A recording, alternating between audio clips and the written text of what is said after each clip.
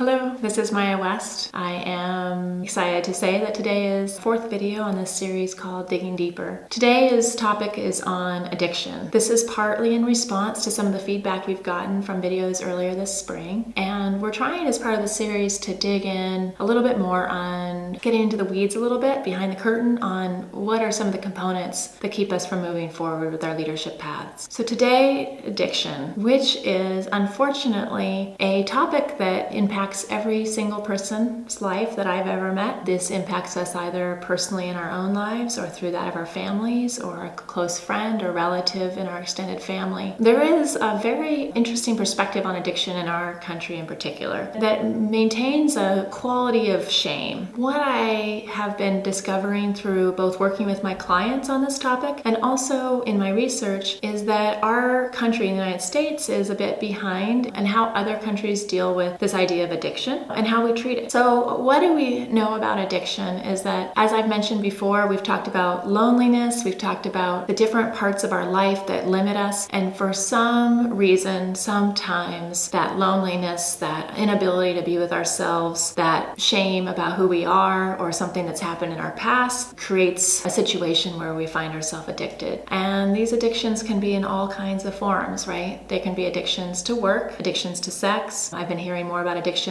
to Tinder in particular, which is really interesting. Addictions to drugs, alcohol, you name it, food, our devices. I can go on and on and on. The point is that we constantly look at the addiction itself as being a thing that needs to be fixed when usually there's something under that needs to be resolved. And we in our society have not done the best job at helping folks who are considered addicts. First of all, we call them that instead of looking at them as potentially people who've had some type of combination of either a predisposition to addiction or some type of trauma, hanging out with the bad crowd. There's all these reasons why we end up in that role. But I like to think of addiction as a manifestation of mental unwellness, that it is a manifestation on the surface of what's going on below the surface. The reason why I share this is because when we work with our clients, whether they individually have had some challenges with this that might be residual or present, or with their families or connected partners, we need to keep in mind that this is a reality and that we don't need to be ashamed of it. Other countries have done a really good job of addressing addiction. An example of alcohol, which is one that I've been particularly fascinated by because I have a history of alcoholism in my family. I'm really interested in the fact that there's medications that can be used to treat alcohol addiction, and also that there's community groups that support healing from addiction in a different way through connection. There's a really great TED Talk by a man named Johann Hari, and he speaks about addiction being a result of a lack of connection. And I felt like that really resonated with what I have seen in my experience, and I am very fortunate I get to have confidential relationships with folks. So I get to see the whole spectrum of people. Kind of when the smoke and mirrors goes away, what is left is someone's just truth about what they're dealing with in their lives. And this idea that we're not connected and that lack of connection can lead to addiction just really rang true. Now, I understand there's lots of other factors involved, but that one, I want to say it just because I think that we have a lot of shame around the things that we struggle with. Like, I certainly have had my own family tell me, Maya, you have to put down your phone. You're not present for us. And that's really hard to hear and to struggle up against the fact that I use my phone as a vice, as a distraction from being present in life. But it's through trying to be aware of our own possibility that we might be doing that, and through really understanding that we all have the capacity to lose track of being present, that we can help have compassion, understanding for others in that same situation. Now, why does this matter for leaders? Leaders have to have a sense that they are not above or beyond reproach. If we have been fortunate enough as leaders to not have those issues in our life, we sure as heck know that we're not immune from that. That sometimes, given in certain circumstances, that we all have a vulnerability and the potential for being addicts or addicted to something. And how we lead and create an environment within our teams, our companies, our organizations, our circles of friends is by being honest and transparent about the things that we struggle with so that we can encourage others to do the same. As a leader, when we do that, we give people permission to be honest with us, to come forward and to share what's going on. That makes us way more effective if we know what's going on with somebody behind closed doors when they're willing to share. Why is this important now is that we are at a time where we need to start looking at how we handle mental health in our country. How do we embrace our citizens around these issues, these manifestations of a larger challenge? By talking about it, I hope, is the first step. Thank you. This is Maya West. If you're interested in knowing more about what we do, please contact Moxie Lab, at moxielab.com. If you're really interested, you can also subscribe to our YouTube channel, and you can learn more about who we work with and why, and as well as other videos in our series. Thank you so much for listening, and I hope this has been helpful to you.